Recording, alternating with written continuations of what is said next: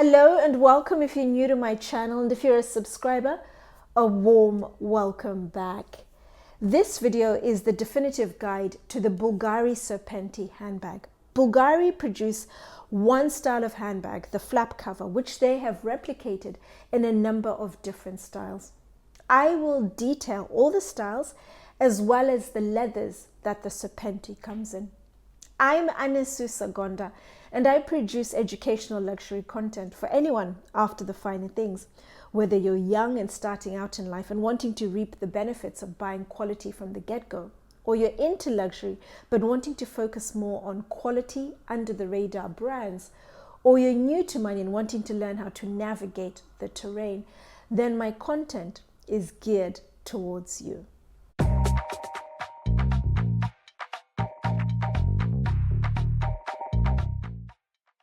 Bvlgari is an Italian jewelry brand, first and foremost, founded in 1884. It's currently owned by Louis Vuitton Moet Hennessy, the largest luxury group in the world. And over the last 10 to 15 years, they've started to make other products, some under license, in addition to their core jewelry. Sunglasses, watches, fragrances, and bags for men and women. I'm only focused on women's handbags in this video. Launched in 2011 with a collection called Serpenti Forever, a collection that was inspired by Bvlgari's best-selling range of jewelry, a collection called Serpenti. All the pieces within the Serpenti collection are focused around a serpent's head, and they've taken the serpent's head and created an ornate, a jeweled clasp, Serpenti clasp, to open and close the bags. The clasp is largely made of enamel with brass detailing on it, and they've used gemstones for the snake's eyes, topaz for the blue eyes, malachite for the green, mother of pearl for the cream, and onyx for the black eyes. Serpenti Forever has gone on to become Bvlgari's core range of bags. There are about 8 styles under the Serpenti Forever collection, and over the last few years they've created other collections under the Serpenti umbrella. I will talk about all of the different styles, but as I mentioned at the beginning, the majority are influenced by the flap cover bag. They're all variations of a flap cover bag. Under Serpenti Forever, you have a crossbody bag, a laser cut crossbody bag. There's a shoulder bag. There's an east-west shoulder bag. There are 2 top handle bags. The smaller of the top handle bags is arguably the most representative, the one people typically associate with Bvlgari Serpenti Forever. It's an iconic, if not the most iconic style for Bvlgari Serpenti. And it's a bag that can be worn with a crossbody, an ornate crossbody strap that looks like the body of a serpent. The chains are joined in such a way they mimic the body of a snake. And it can be dressed down as a crossbody, but it's still very much an elevated dress down. Or it can be worn just as a top handle, and it's incredibly smart. It just dazzles in its own right because of the color, the structure, the poise of the bag, and can be worn as the focal point, or it just helps to bring an outfit together. Italians are very well known for their use of color, and Bvlgari are absolutely no exception. Every season you see an explosion of colors, bold, vivid, vibrant colors in their collections, and the colors just help to add an awesome pop of color to outfits. They have a slightly bigger version of the top handle bag. I actually like that version, the slightly bigger version. You don't see a lot of the bigger version of the top handle floating around. They tend to make a couple of pieces every season, more so in the seasonal colors. And then the most recent additions to Serpenti Forever, there's a pochette bag, and there's also a bucket bag. The bucket bag is a 2-in-1 bag. It comes with a silk pouch which you place inside the bucket. And then the ruffles from the silk pouch tumble over the edge of the bucket bag, making it a very fun, playful, easy to wear bag for the summer. Under the Serpenti umbrella, they have a number of other collections. The most recent addition, there's the Serpenti Ellipse. It's a shoulder bag. and it comes with a slightly different clasp to the original Serpenti clasp. It's a clasp that's still very much inspired by the archives. It's an antique gold-plated brass clasp, and they use enamel for the snake's eyes. You also see the same clasps on the collaboration bags. They've recently collaborated with two brands. Alexander Wang, they created a belt bag, and most recently with Casablanca. They have a number of different styles within the collaboration, and you'll see the majority of the styles use the antique clasp. And then you also have Serpenti Cabochon. Serpenti Cabochon was one of the styles that actually inspired this video. One of my wonderful subscribers, Stacia, asked me a couple of times to talk about Bvlgari, give my thoughts on the brand, the quality and so forth, and also to chime in on the Cabochon, which she really likes and thinks it's an amazing alternative to the Chanel No. 19 bag. I will talk about the Cabochon as well as the top handle bag in a little bit as a way of navigating and just showcasing Bvlgari as a brand. Also under the Serpenti umbrella, you have the Diamond Blast bag.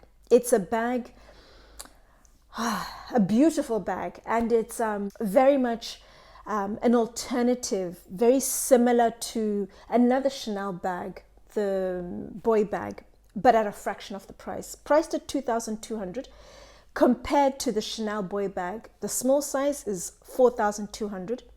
The large size is $4,800, making the Bvlgari Diamond Blast a little under double and a little over double when you compare it to the large size. But it's a bag that confidently holds its own side by side to Chanel. Chanel's a different level of luxury, super premium versus premium core, where the Bvlgari bag is, but the quality and the craftsmanship give it the gravitas to stand side by side and be a comparable alternative to the Chanel boy bag. Bvlgari use calf leather for the majority of their bags, and they also use Napa leather, which is full grain leather. The Napa you tend to find in their crossbody bags, and also the Diamond Blast bags are made from Napa. And this summer they introduced a raffia version of the bag, a fun basket weave, perfect. Couldn't be a better bag. There couldn't be a better bag for the summer. But the leather calf, they do in three different versions. There is the laser cut that you see with the crossbody bags, exquisite, intricate designs lasered onto the leather. They have a metallic version, which is fairly delicate. It scuffs quite easily. And then the most common, the smooth calfskin.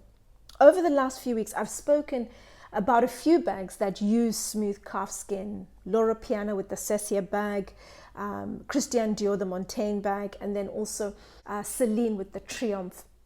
When compared to those three brands, I would say the Bvlgari smooth calfskin is the most robust when compared to those three. The Loro Piana Cessia, the smooth calfskin is buttery soft. It's the softest, but it scuffs easily, but it's not as delicate as, for example, the box from Christian Dior. But with the Loro Piana, use a soft cloth. You can typically buff away any scuffs, provided they are superficial scuffs. When compared with the Celine Triomphe and their shiny satinated leather, it's still the slightly more robust. With the Bvlgari smooth calfskin, it can take a beating. I'm not saying be rough with it, but it's not as delicate as the other three. It's coming up as the more robust of those of the four when looked at together. There's the Napa, which I mentioned. It's full grain and it patinas beautifully. As it ages, it develops that very soft sheen as the leather darkens. And then they produce four exotic bags and four exotic leathers. You have crocodile, you have the python, and then you have galusha, which is stingray, and that is the rarest of the leathers that they use. And then their most robust leather is the karong, which is the water snake. All of the Bvlgari bags, regardless of the style, come with contrast lining on the inside, and it's either in fabric or it's in leather. Bvlgari handbags sit very comfortably within the premium core level of luxury. I'm going to attach above a video where I talk in detail about the different levels of luxury. With premium core, it's bags that are typically priced between £1,500 and £3,000.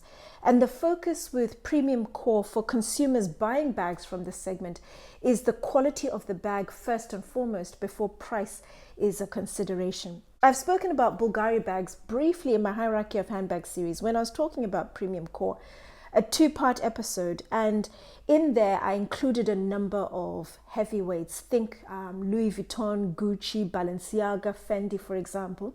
And I also included a number of under-the-radar bags, the Row, Valextra, Alaya, Celine, for example. I would place Bvlgari very comfortably in the middle amongst those brands in terms of the quality and the craftsmanship with regards to its peers, in comparison to its peers in the premium core segment of luxury. I'm going to talk, as I mentioned earlier, about two bags. I have arguably the most iconic from Serpenti Forever, the top handle bag, the smaller version, the most popular. And I've also got the Cabochon that I've been asked to give my thoughts on. And I'll use them as a way of navigating and giving you my thoughts on Bvlgari as a brand and why I place them comfortably in the middle of premium core. I'm going to kick off with the small top handle bag. And I'm literally going to use the quality indicators I have spoken about. I'm going to attach above a video where I talk in detail about the three core quality indicators: the quality of the leather, the craftsmanship, and the hardware. Recently, I started talking about the other two, the icing on the cake, the edge coating and color. I'll also mention those. But as I mentioned a little earlier, I like the quality of the leather. I like the smooth calf skin, the fact that it's not as delicate, it doesn't scuff as easily, it's soft, it's supple, it's springy to the touch, exactly what I expect from this level of luxury. I like the craftsmanship. The stitching is incredibly neat. It's even. There isn't a single stitch out of place. The tension throughout the bag is incredibly even. And I like the way they have added the reinforcement stitches on the ends. Pressure points open and close the bag with wear and tear. The leather, the bag doesn't split and you don't get a situation where it eventually starts to tear away from the rest of the bag. That stitching is bulletproof, and I like the fact that it's very discreetly done. It still adds to the aesthetic and it doesn't affect the functionality of the bag. Contrast lining on the inside, as I mentioned with all Bvlgari bags. This particular one has fabric. If you spill anything on it, very easy to wipe and of course to dry the bag. And then looking at the hardware, absolutely fantastic. What I expect from this level of luxury. And I particularly like the fact that it's a muted color, a champagne color. It's very strong hardware. It's hard, it's robust. It has Bvlgari name on it, very discreetly placed on there. So you don't get a lot of Bvlgari branding everywhere where it really stands out. But I like the fact that the color is muted. It's a champagne color. And it blends in with the rest of the bag. If it was a really bold gold or dazzling silver, for example, you would look at that first and foremost when you look at the bag. It would take away from just looking at the bag in its entirety. As it is, it's very well thought out and put together. The muted hardware, the design, the stitching, it's all incredibly neat. Nothing stands out. Everything comes together very well at a high level. And then the attention just goes to the Serpenti clasp on the front, and then you have the malachite eyes that just highlight, play off on the deeper green of the bag. Edge coating, absolutely fantastic. What I expect again from this level of luxury, very thinly applied on the front so you don't take away from the look of the bag. And then on the underside, it's thicker, it's heavier, because you don't have the legs underneath, so the bag needs the protection from the edge coating. It's a little thicker, the application is a little thicker, but it's still even the whole way through. It isn't lumpy, it's a soft, springy edge coating, so it's not going to peel, crack or dry, and then it stops protecting the edges. And it's also a bag Because of the size, because of the style, it's not typically an everyday bag. It's more an occasion bag. So you're not going to be wearing it all the time. It's a bag that you typically bring out on occasion. And then looking at the color, it's very much a tanned hide as opposed to color that's been painted onto the base of a bag. You tend to find that more with your everyday affordable luxury. You scuff the bag and you see a different color on the bottom because they've just painted the color on top. Whereas with this level of luxury, even the level below accessible core, I would expect the hides to be tanned, to be dyed, and that helps with wear and tear because the color stays in place. And especially at this level, the color is not going to fade, it's not going to run, it's not going to transfer onto anything else. You won't have a situation where you start to see the color of the bag on your hands, but you can get transfer from denim, for example. So you need to be careful what you place the bag on. But in terms of the color on the bag, it's not going to come off. If it gets wet, dry it. Don't leave it out in the sun. That could affect the color, but the way the bag is dyed, the color will stay in place the whole time and it won't be affected provided you're looking after the bag. It's a beautiful bag. I like the structure, I like the quality of the leathers, the stitching, and the way the Serpenti brings the whole bag together. But I'm going to be incredibly fussy and I'm going to show you something that I noticed. And when I look at bags, I don't just look at bags, I turn them upside down, inside out. I look at every little detail, pull on things, shake things. I do everything I can to just see how the bag holds up. If you look on the underside, this is a pressure point where the clasp is, where you open and close the bag. And you're either going to be putting your hands under the clasp and yanking it up or using the clasp to open the bag. That is going to put pressure on that bit and the leather is already splitting. What will happen is if it splits with wear and tear, the tears will eventually go up to where the edge coating is and they'll stop there. My question is whether they will start to run down and from under the stitching. That to me is something I wouldn't expect to find at this level of luxury. And you see it around the pressure points, the corners of the bag and also where you open the bag. I don't seem to see it anywhere else on the bag. Cause for concern because that's going to tell me that is where I'm going to have my wear and tear issues. And I wouldn't buy the bag for that reason. I would buy a bag and if I saw that detail in another bag, I would return it. But I haven't seen that in other bags that I've looked at, the same style in different stores. It's only this one, but this bag hasn't been used. So I'm just a bit concerned as to the leather splitting and the way it looks with wear and tear where it is, it's going to split some more. But I'm being particularly fussy and it's something that if I was a bag maker, I would address because that is a source of potential problems. And at this level of luxury, I don't want to see something like that.